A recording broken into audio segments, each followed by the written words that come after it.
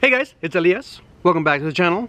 If you are new and you like car stuff, be sure to hit the button below to subscribe. Now, it's a beautiful day in Pennsylvania, finally. If you've been following along, you've known that it's been very cold and rainy and stuff. It's beautiful, sunny, 80 degrees. Can't ask for that much better than this. So today we're going to show you how to remove some nasty odors from your car. Now, behind me is my Type R and my BMW 335D. Now, the 335D is owned by the wife, and as you can see, it's not really mobile right now, so it's perfect. It's a perfect time for me to show you guys how to remove some odors, because there is a little bit of an odor in there. I'm not sure what spilled. I don't want to ask.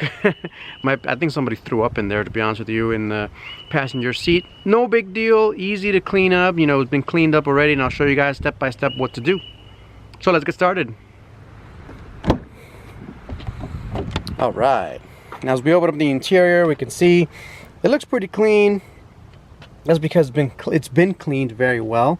You will see remnants of some powdery, and that's from baking soda. So as you can see, we've tried a lot of different things to get the smells out. This is baking soda and vinegar and a few other things. You can try that as well, but really soap and water and a scrub, and just scrub everything off, anything that's kind of stuck there, clean it off. Unfortunately, not all of the smell is gone, and I wish we had smell-o-vision so you guys can smell what I'm smelling. It's not the worst, it's not that strong anymore, but it's still there, and I don't want to smell this as I'm driving along, especially in the summer. So after cleaning everything up, what do? Well, I've done a ton of research, and like I said, I've tried a number of different things: baking soda, vinegar, scrubbing with soap and water, scrubbing with that stuff, leaving, you know, the carpet out, all different kinds of stuff. None of that worked.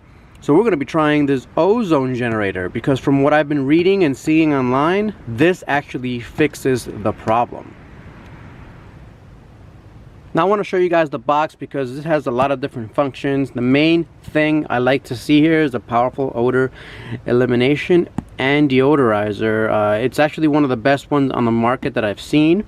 I'll put the link in the description so you guys can take a look, but I definitely recommend this one, because from all the reviews that I've seen, this seems to be the best one, and we'll see how it works today. So we're going to plug it in, and I'll give you guys step by step, because there are some precautions you have to take if you're going to be using this. Now, this won't be your usual unboxing. I'm using an axe, and that's because that's what I found. It's not a very sharp axe, but it'll do the job just fine. This is what I use to cut small pieces of wood for my wood-burning stove.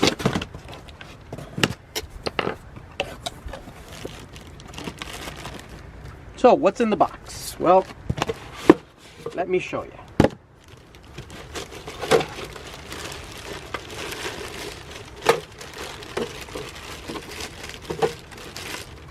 Seems pretty well made, actually, when you take a look at it. Nice and portable, and it's got a timer for you. Very convenient. Now, one thing I want to show you guys is that, as it says there, use in unoccupied spaces only. Let's talk about that. So as you read on the machine itself, the O3, the ozone generator, it says use in unoccupied spaces only, and that's because ozone can be very harmful to anything that's living. That includes plants, that are humans, cats, dogs, basically anything that uses oxygen to breathe. Airmaster converts oxygen in the air into ozone by electrical discharge, in the same way that lightning purifies our air. Ozone is a gas which gets in everywhere and effectively breaks down organic compounds, viruses, and bacteria. When the process is completed, ozone returns to oxygen, and the odor pollution has been converted into carbon dioxide and water in a natural and environmentally friendly way.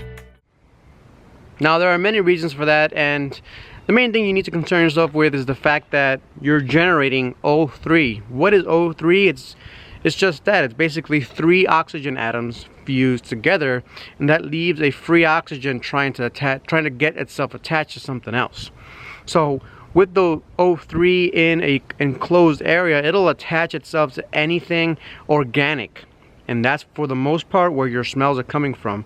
Anything like smoke smell, throw up, or if somebody spilled food, somebody spilled any kind of organic material, sodas, anything that kind of is getting musky and smelly, well, this will produce O3, which will then attach itself and neutralize these organic materials. And it actually includes mold, so it'll actually neutralize mold, which is really cool. But like I said, it will kill anything that uses oxygen, including plants, humans, and animals as well. So be very, very careful how you use it.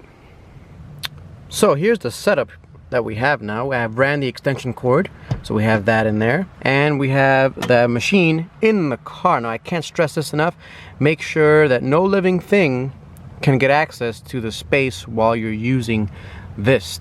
This is actually why it has a timer. So if I want to put it for 2 hours, I'll put it 120 minutes, and that's what I'm going to be doing. I think I'm going to do it for either 90 minutes or 120.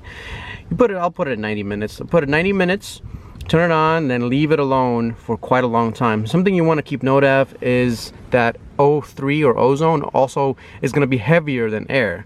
So it'll come out and it'll kind of sink in this area down here. Now, since I know that this basic area here is where the smells are, I'm not going to put it anywhere else. I want to put it right here so the concentration stays right here. But it will fill the car, since I'm going to be closing the door and making sure all the windows and everything are closed. Now after it's all done, let's say I'll put it for 90 minutes or in between 90 and 120 minutes. I will make sure that I wait probably half an hour, and then I'll open up all the windows. For now, we're just going to plug it up and turn it on. I wanted to show you guys how I set up the wire. So it goes right through here. This part right here can flex a tiny bit. And you can see there's a nice seal on the door. So the O3, the ozone, will stay in the car.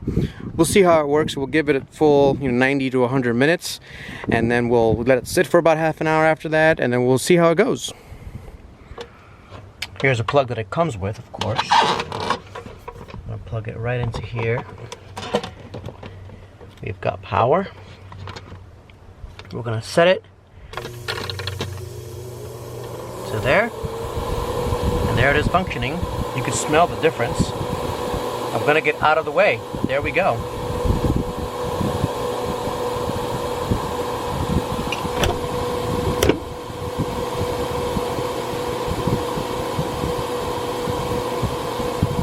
Eventually.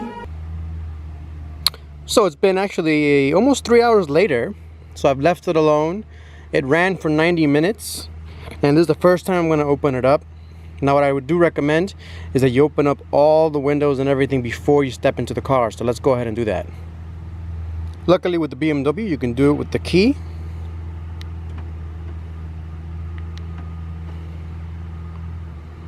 Just hold it down and everything opens up.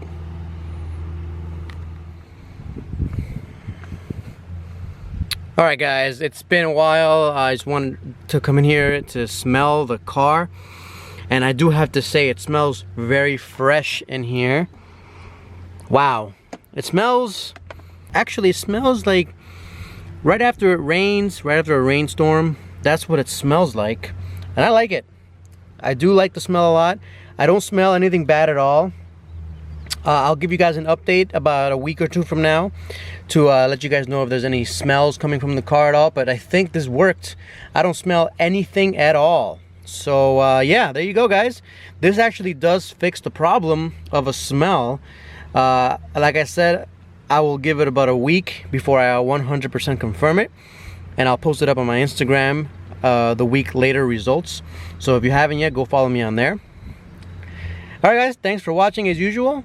I'll catch you guys next time. Peace out.